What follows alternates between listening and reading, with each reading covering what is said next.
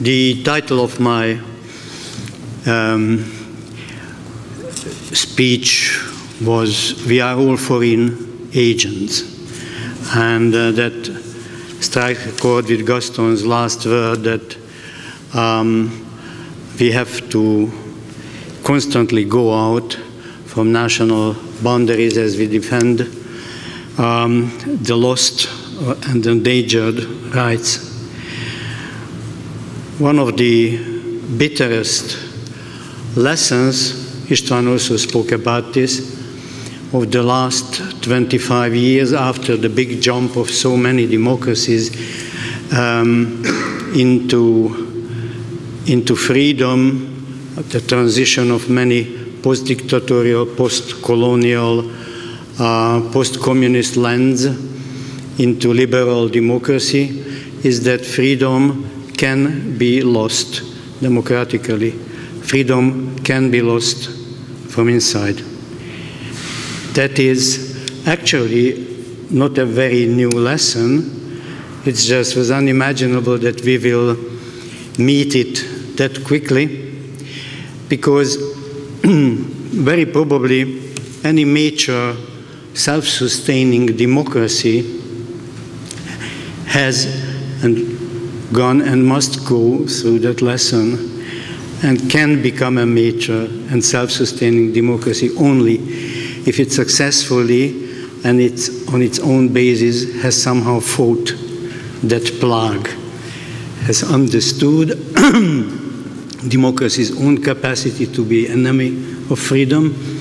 That's what happened with Lincoln's Civil War in the US. That's what happened in Germany in the 60s with the grand generation of Vergangenheitsbewältigung, and happened actually in France several times after different Bonapartisms.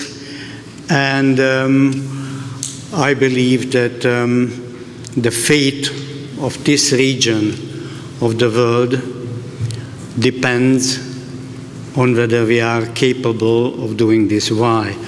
Because internationally, as we used to say in the old regime, the international situation is not very good.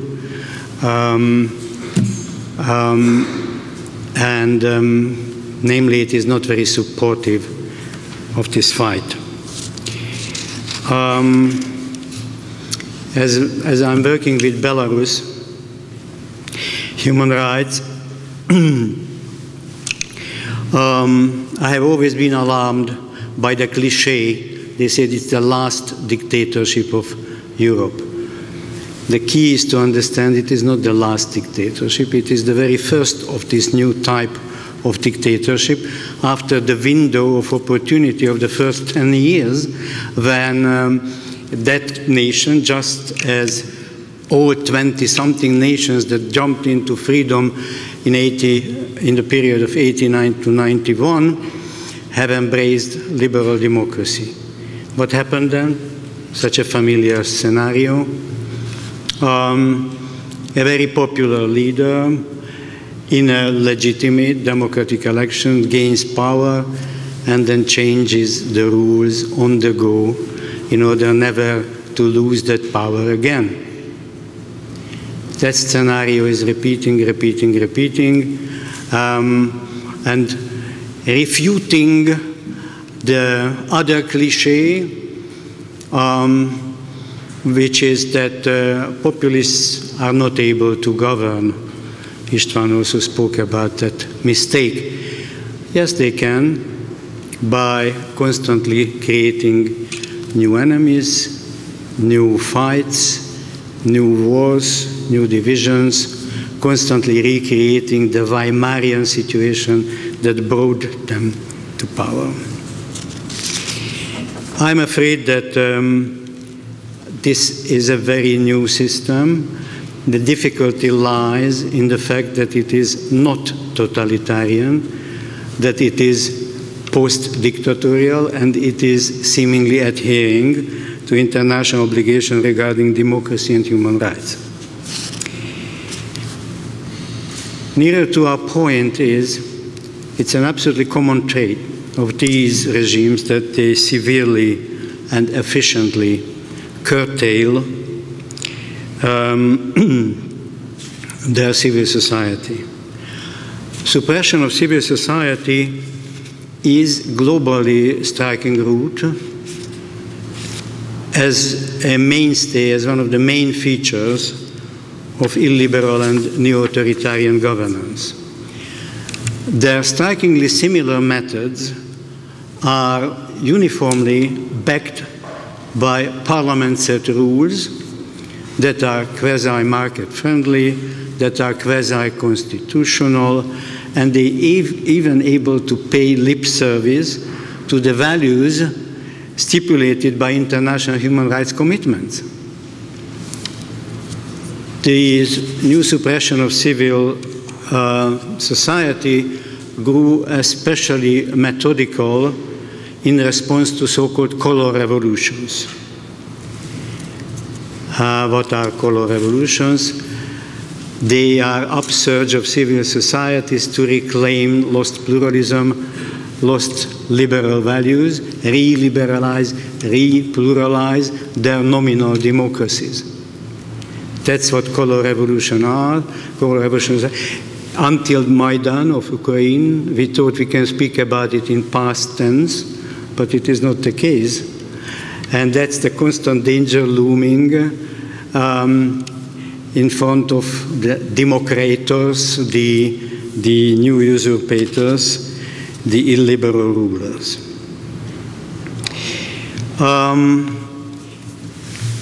The path towards almost total laming of civil society has several phases.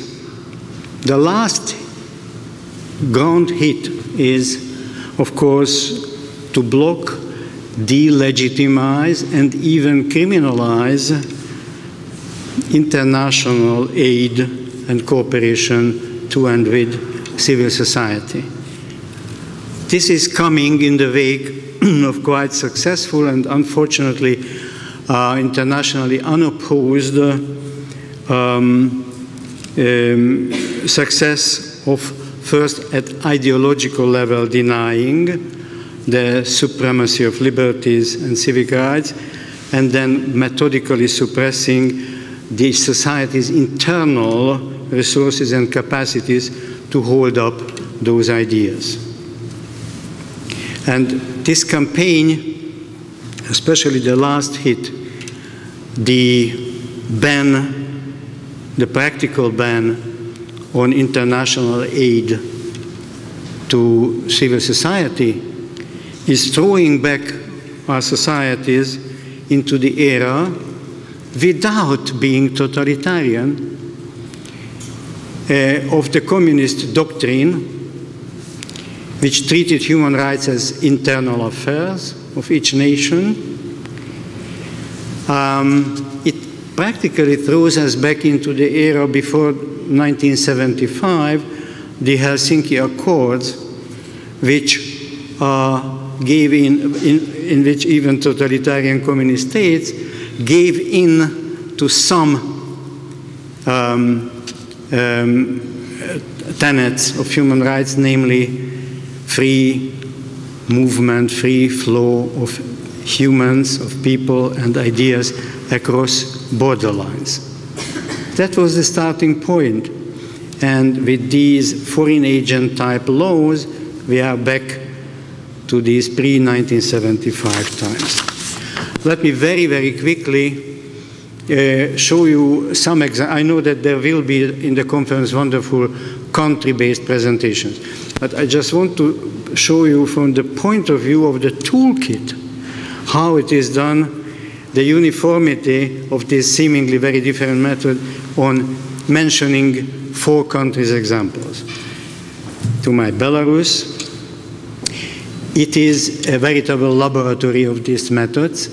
Their lethal means of doing this is just laws. Just like Singapore or Hungary, Belarus is in fact a lawyer's dictatorship where all and every practice is based on some laws formulated broadly enough to cover arbitrariness, selectiveness, and politicized usage.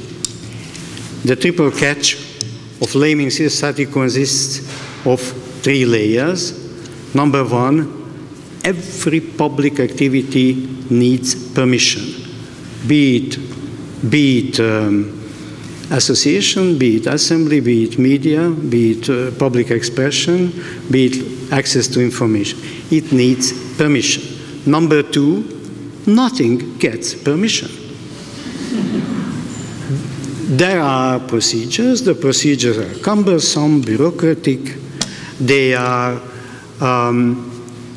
prohibitive, and most importantly, they are formulated in a way that gives way to arbitrary interpretation. Third, this is not enough. This would never work. Without the third layer, which is every unpermitted activity gets criminalized. Every unpermitted activity, even participation, not just organizing, not just calling for, not just leading such unpermitted activities, but even simple participation, being present at such activities, gets punished, criminalized. The example is how this can get to the same goal of finally forbidding international aid is the fate of Ales Bialyatsky, who is the leader of the naturally unregistered biggest human rights organization, Vesna, and he is sitting for 4 years, condemned for 4 years in prison because he accepted support from donors through Lithuania and Poland, and he is therefore, of course, a criminal. Let me mention the example very briefly of Azerbaijan. This is noteworthy because the country last month, in April, was elected to the United Nations powerful 19-nation Committee on NGOs. This is the one that makes recommendations about participating rights of NGOs at UN proceedings.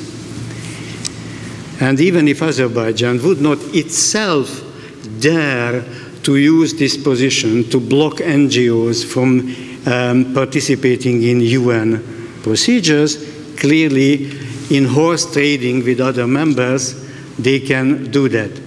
Most importantly, they can boast at home with this role, while what they do at home, it's their uniform method is extra, how to say, criminalization of civil society actors by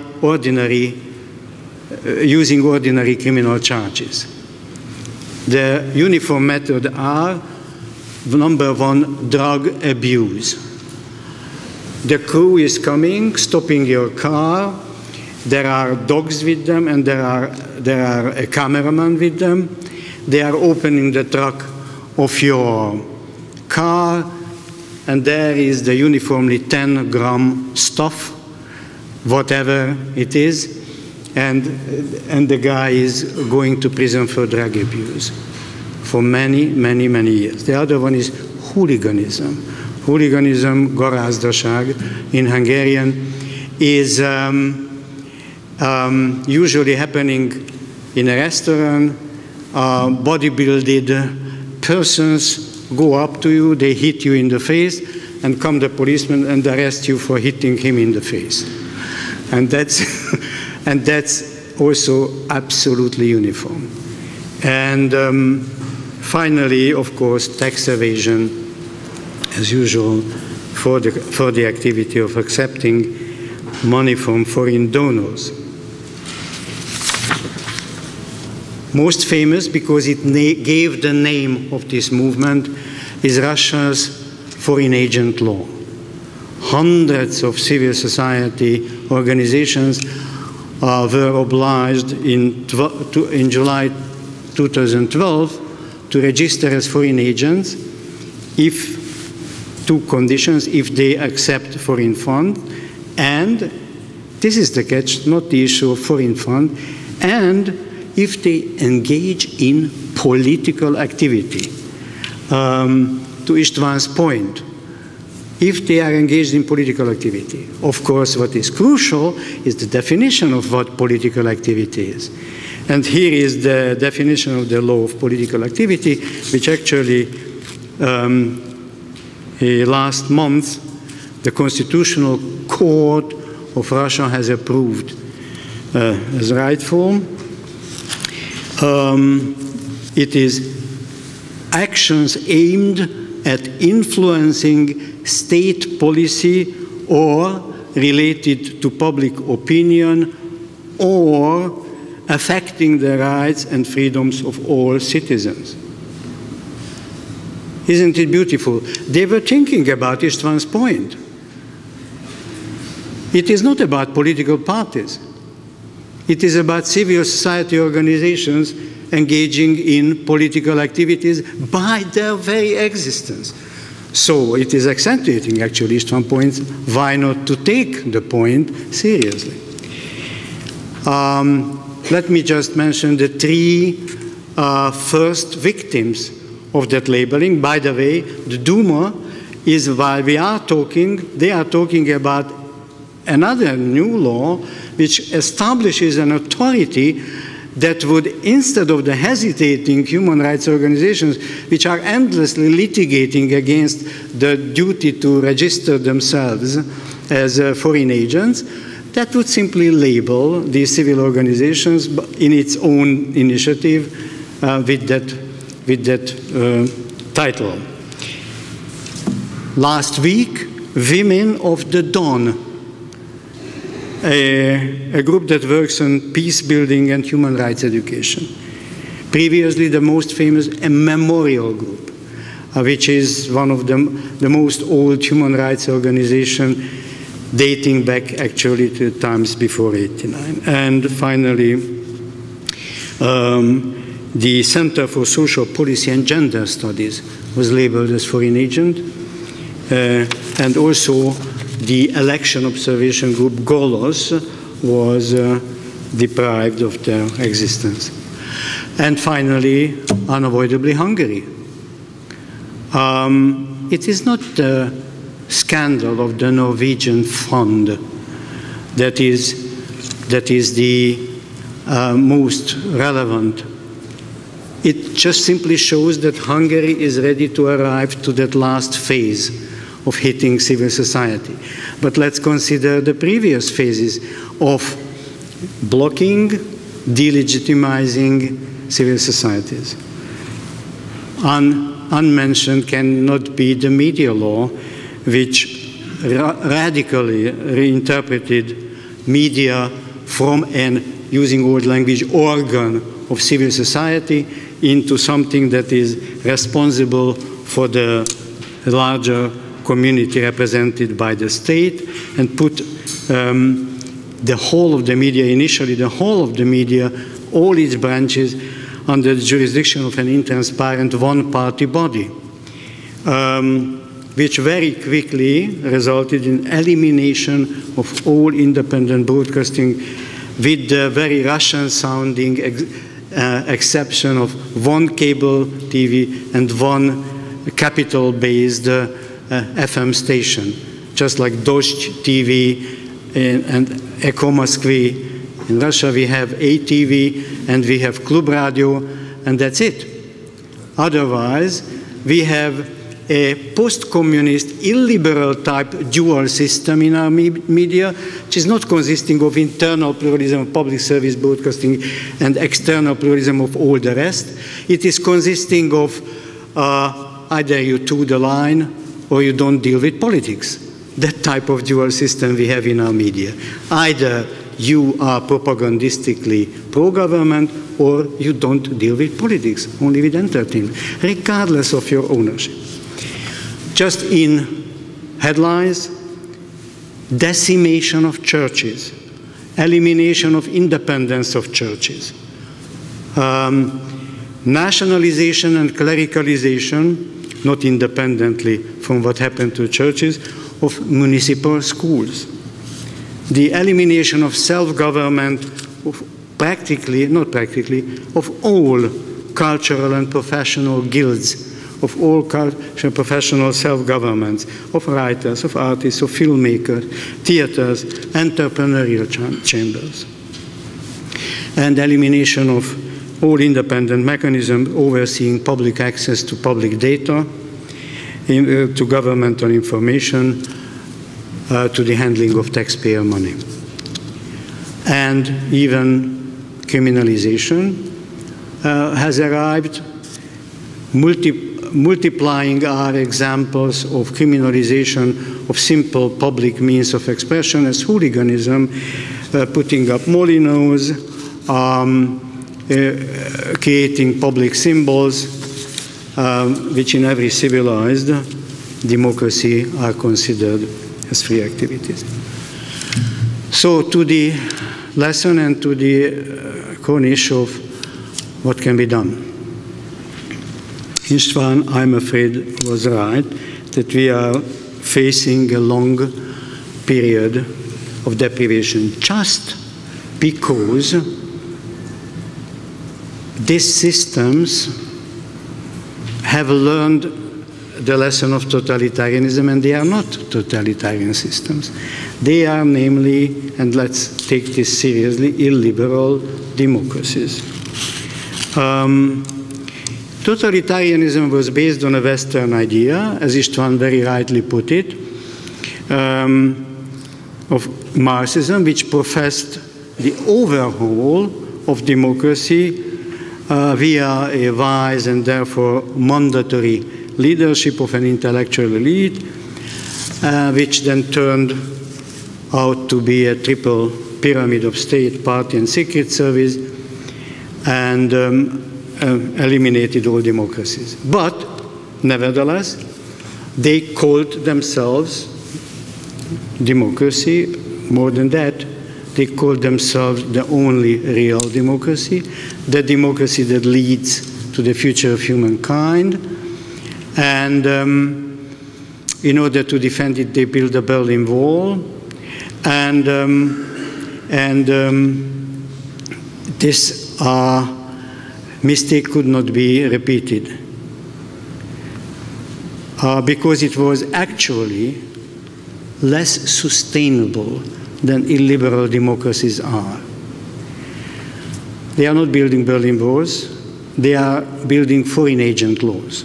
These are the Berlin walls of today. And what they do is,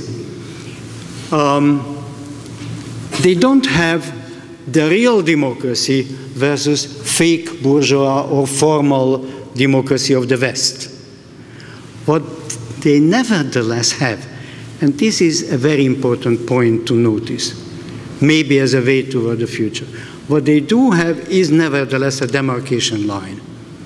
They do have the concept of naša demokratija versus vaša demokratija. They just have it based on another Western idea, which is Western human rights relativism. It is the idea that all cultures are entitled to their own version of democracy. It is based on the idea that we don't bother you, you don't bother us. And with that, they do escape accountability by radically giving up the notion of superiority. They get escape from accountability. So, isn't it advisable for those who have human rights and civil rights on their heart to draw that line again? Even if the sacrosanct fear from doing that sounds Cold War-ish, even if it sounds as a revival of Cold War, isn't that single feature of Cold War something that is absolutely necessary, drawing the line between fake and not fake democracy, again,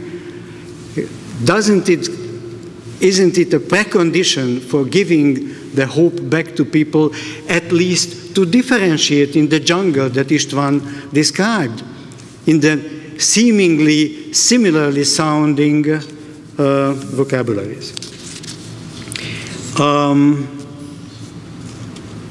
What I believe is another tool is absolutely important.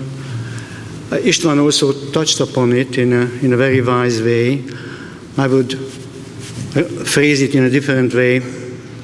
Taking the issue of human rights out of a case-by-case handling. That's also playing to the hands of the illiberal usurpators. Just take the example of what Hungary could do in the European Union.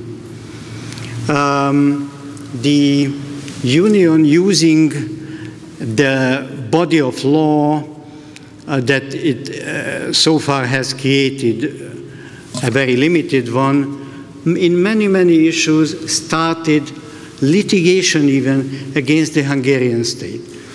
It works like inside a normal rule of law country. You are, say, a transgressing institution, then the state starts cases against you, you win a percentage of them, you lose a percentage of them, another percentage of them gets forgotten, and the whole play is legitimizing. The whole play, yeah, that's how a rule of law community works. And that indirect legitimating effect depends on a missing conceptual tool, what, for example, Rui Tavares or Kim Lane-Schepeler have marvelously developed, namely the systemic transgression. Making the connections between transgression, taking them out of the case-by-case handling, because doing it provides an indirect legitimizing effect to these systems in the long run. So these governments have a common goal in their heads. I like to say always, some of you may know this pun already, it's a bad Hungarian pun, as always, which is the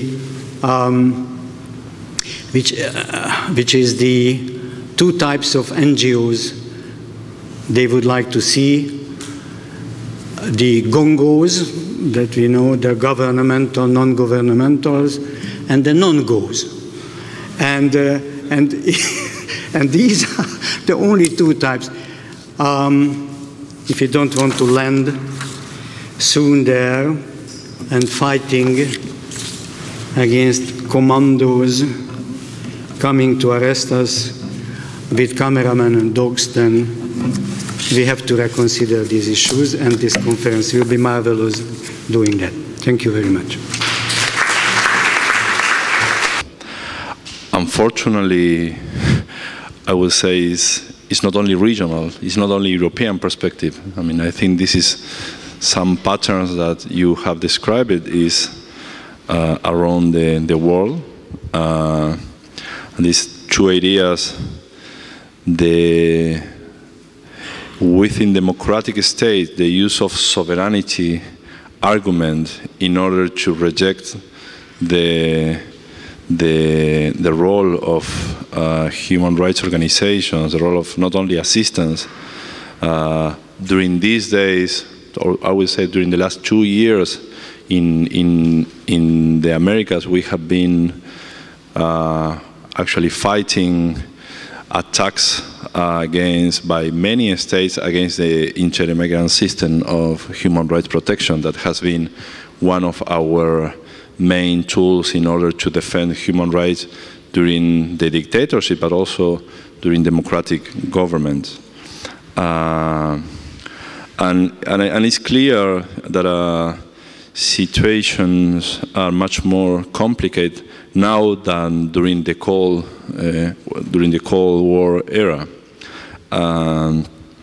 Now it's not that governments, I mean, most of them are not disappearing people or just killing people, but they are criminalizing them, they are repressing them in sometimes more or less sophisticated way. And to make things more, I mean, that's happened also in Argentina in terms of repression or criminalization of social protest. But to make things more complicated, we used to have in the past,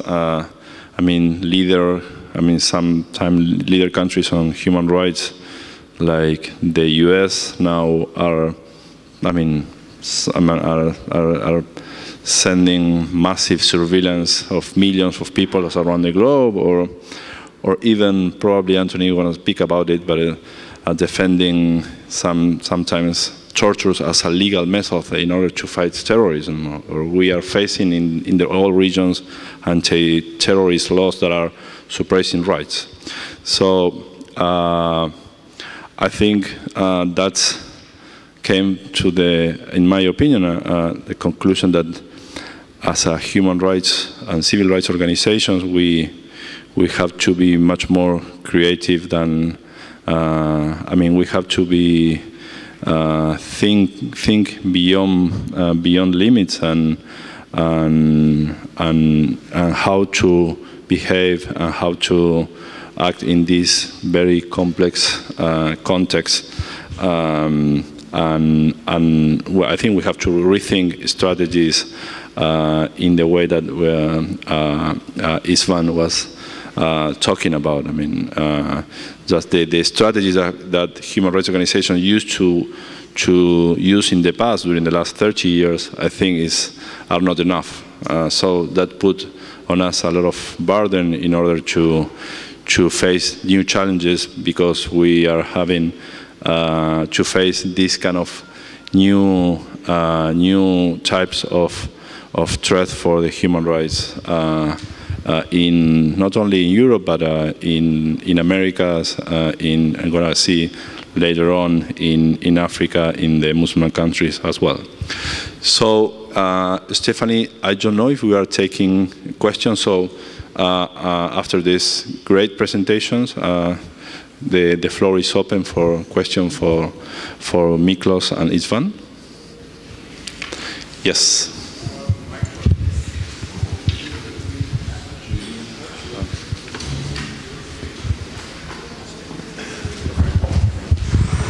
Hello, thank you very much for the presentations. My name is Atanas Pulitov, Bulgarian. I live in Hungary for 12 years, head of the European Office of an international public interest law NGO called PUNET.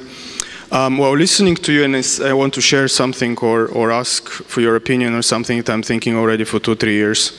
I've worked in Eastern Europe extensively, so I kind of have a good background in my home country, the Western Balkans, Poland. We have an office in Russia. Also in China, but that's another topic. Both of you were talking extensively about the top of the iceberg, the structures, the political parties, the way they changed the rules, they changed constitutions and the rules of the game, they dominate media, portray things in the way they want to. And that's true probably, and that's all very fine, but if I wouldn't say look at the bottom, because that doesn't sound good, but if we turn the pyramid around and look at the people that vote, I am kind of thinking these days that actually most people, if you believe in democracy, you have to believe that they could be manipulated and all, but still that's the wisdom, that's what people believe in. So it's quite possible that most people actually buy what they are selling them. So they do believe in certain forms of nationalism and patriotism, and that's what they want to see, and they're afraid of the opposite. That brings me to that point. I was comparing actually West and East in my head of what nationalism means in the West and what nationalism means in the East. And one big, I think, difference, and I could very well be wrong, so that's what I want to hear your opinion, but one big difference is that in France, for example, nationalism includes liberté, fraternité, and all the great ideals, and people go out for them. So what it means to be French, and I could be wrong, But what part of being French means, and being proud French, means that you are actually defending human rights and civil liberties. It's the same in the United States, obviously, and the faith in the Constitution, and the faith of in the jury trial, which as a lawyer makes me a bit baffled, but anyway, and in the UK, and the Magna Carta that is celebrated next year for 800 years, and that is probably something missing in Eastern Europe. I don't think that the faith and human rights and civil liberties and the idea that we have to stand for them is part of Bulgarian nationalism, or maybe Hungarian too. I mean, I don't want to speak on behalf of the Hungarian history. I don't, yeah. I do privately, and I get in trouble. But so and my point or my challenge is, isn't it because what the liberal forces and what civil liberties the unions and NGOs, what we are offering, they think, or it seems, is the opposite of that, which is cosmopolitanism, liberalism, and that's something that people these days probably don't actually believe in and don't want to hear. So isn't it time to recapture the definition of nationalism, that is to say that nationalism does include, or take it away, because in my belief it was hijacked maybe in the 19th century, maybe in between the two wars, maybe in the last 20 years, but right-wing forces, far-right or center-right or whatever, have hijacked that definition and took it and put words that they want to see and took out words that they don't want to see.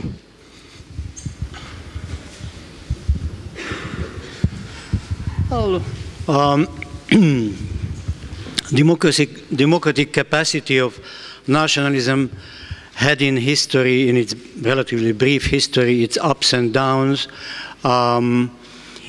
Sometimes in the same country it was helping to build democracy and then was disruptive. And we are seeing a similar notion right now. Just think of the fact that one of the forces that made the Euromaidan movement successful, that national feeling was with the Maidan, not with the pro-Russian Yanukovych. And so it goes up and down in many cases. But you are absolutely right. What you are titillating at is the Republican citizens type, constitutionalist type of patriotism versus ethnic-based, communitarian, community-based nationalism. What I consider crucial, what is new today is, as I mentioned very briefly in my presentation, is the international situation.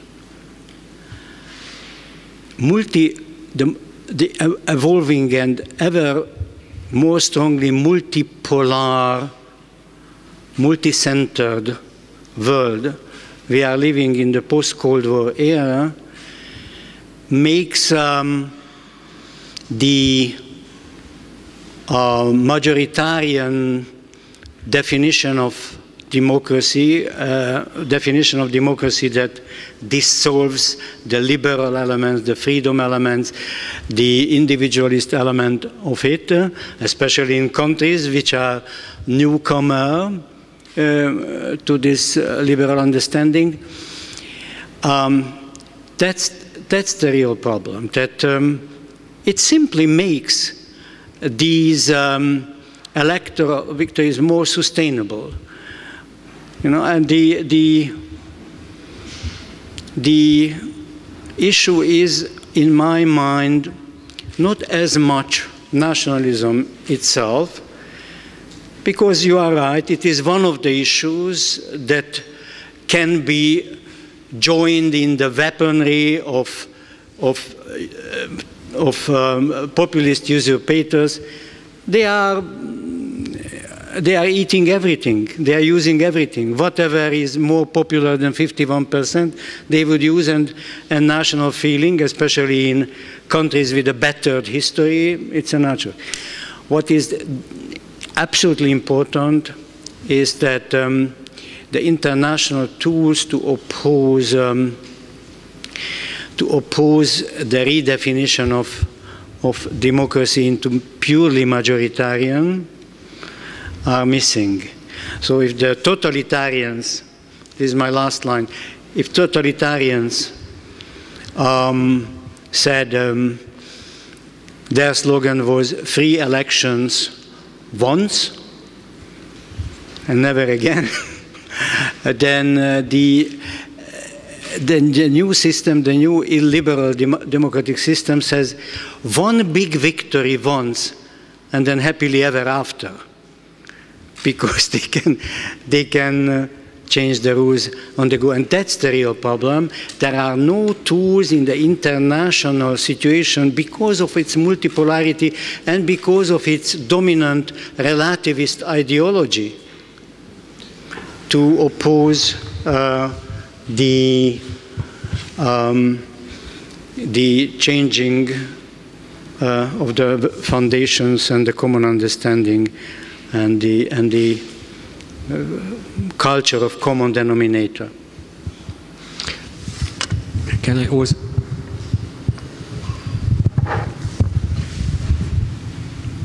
Last night, Jürgen Habermas gave a very wise talk at the Budapest Law School, and he said something similar in a consciously optimistic way as a thought experiment. He said that what if we considered the roots of Euroscepticism, what we can see in the West at the moment, in countries like France, for example, not an expression of any bad feelings towards the neighbors, the other nations of the European Union, but something which is the opposite. What if we turn this perception around, and what if we thought, and perhaps we have reasons to think that this is something positive, that they want to defend their liberties, their freedoms. They are insisting on these very important democratic, liberal traditions. And this is what they see endangered by the bureaucracy in Brussels, these supranational efforts in which these basic elements of their national heritage could be endangered. And I think that it would be great and very useful for all of us if we were able to look at this in this way. However, in this part of the world, the situation is different. This is not our heritage. There was a moment in the 19th century when in some of these countries there were strong political forces that tried to embrace these ideas. But even at that time, it was obvious for everybody that it was imported from there. It was not so much homegrown, despite all the efforts to prove the opposite. Our heritage is something different. If we want to guard, protect our heritage, what we can heritage is not constitutional citizenship, but ethnically based citizenship. And there is no Habermas of the world who would be able to look at it, however optimistic he tries to be in this way.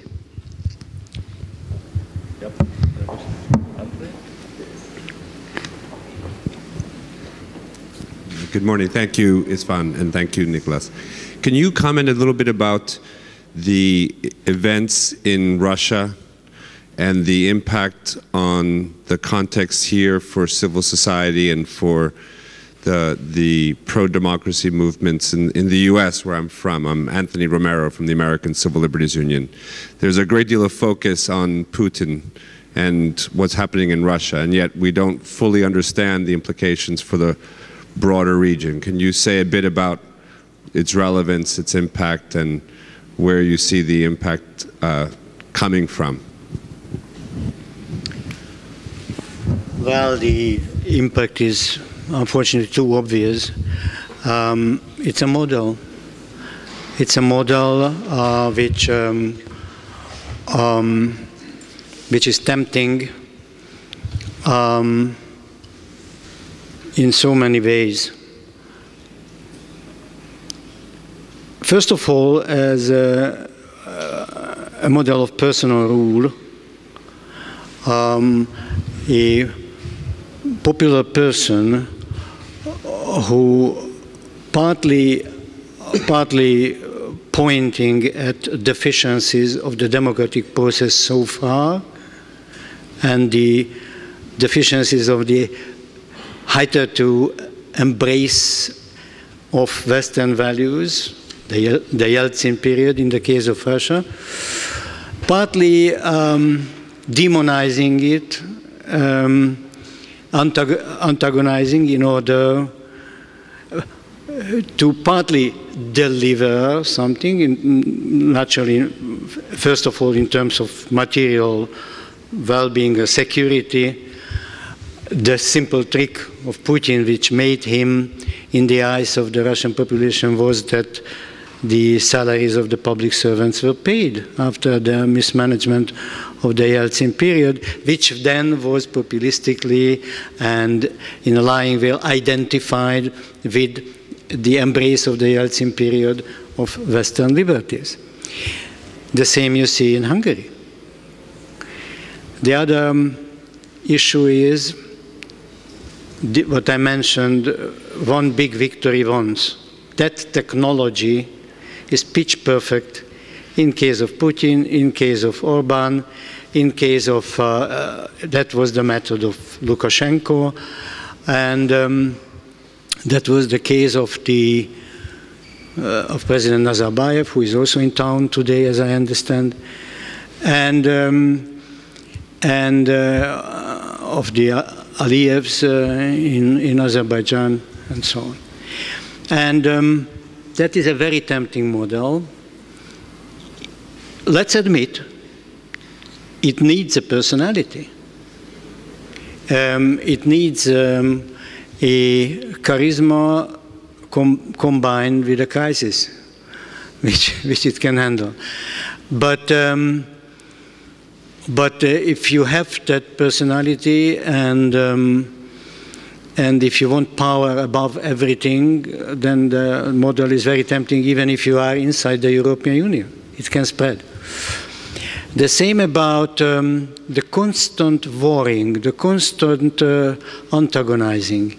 It is, I would call it, applied Weimarization. You know, if you know this notion, Germany was a similarly young democracy after 1989, and the warring faction. And the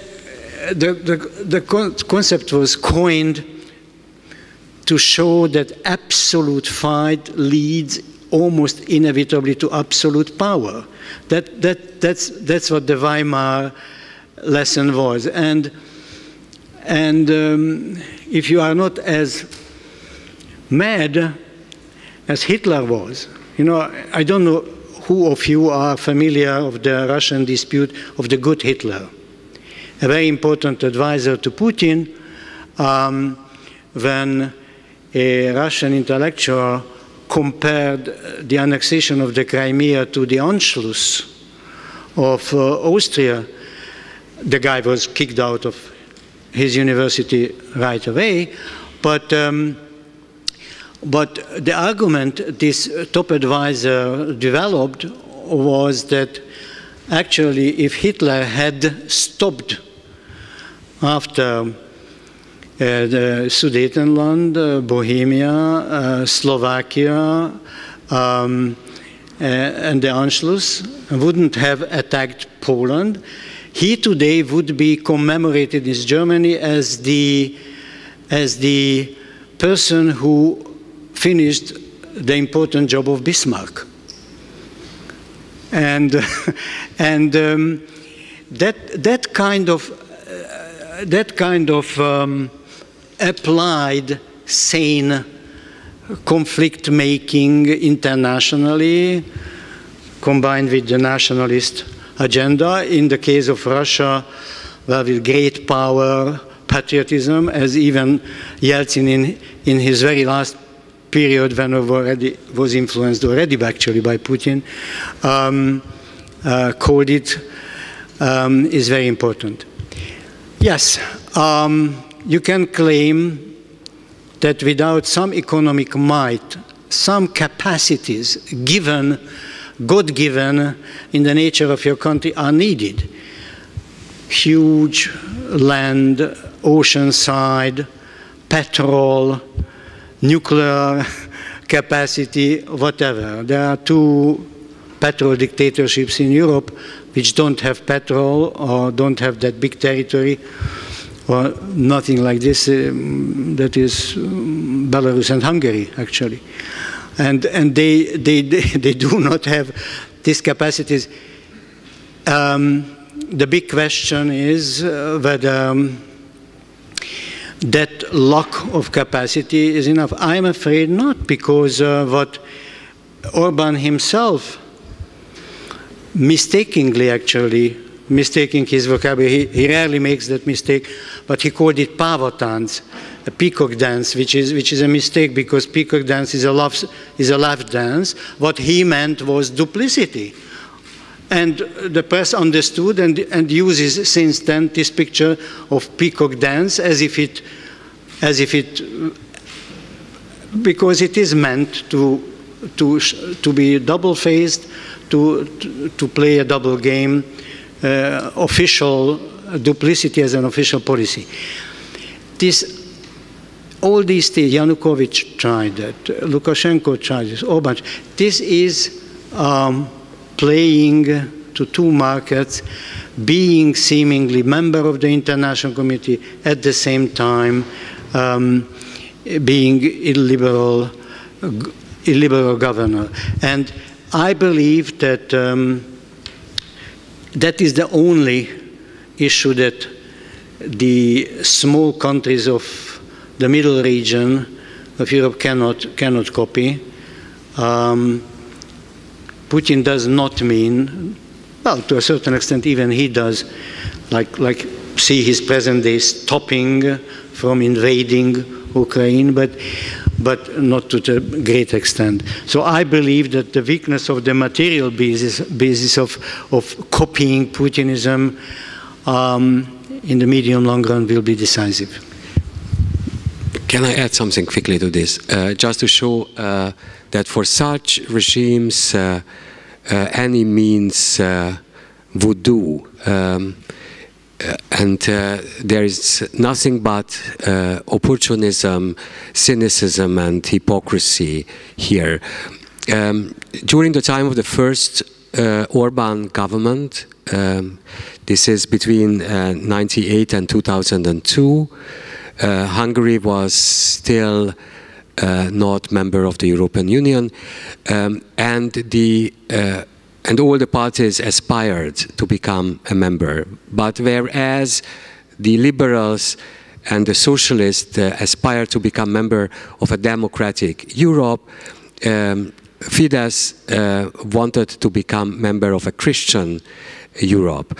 And at that time, we are in the year, around the year of the millennium, but for Hungary it was not the Christian millennium only, but it was the Hungarian millennium as well, the 1000-year anniversary of the crowning of the first Hungarian king.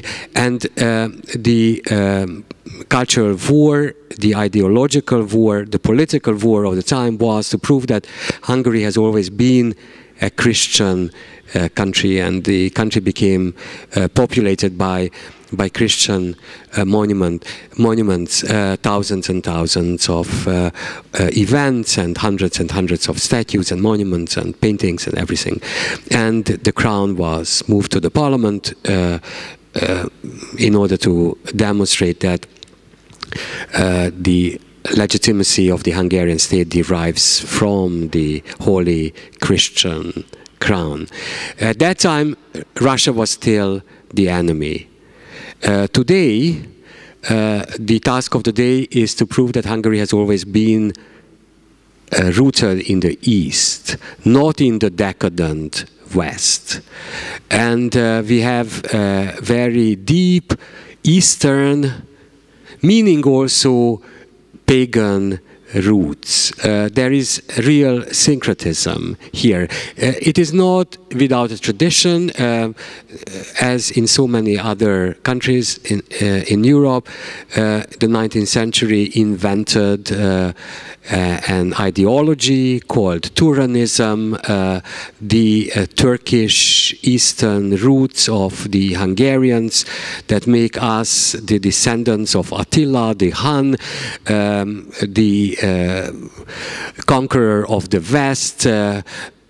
Everybody fears us on our quick horses, and we have always been the whips of the decadent West already more than 1,000 or so years ago, and even today we try to revive the dynamism of the world in getting inspiration from the sun that rises from the east, and that makes it easier for us to have closer relationships with Putin's Russia and Nazarbayev's Kazakhstan, and Azerbaijan, which is our best friend, and most probably their money is not in Swiss banks but in Azerbaijan banks. So it is the new direction, and not only political opportunism, but an ideological cynicism and hypocrisy which is behind it as well.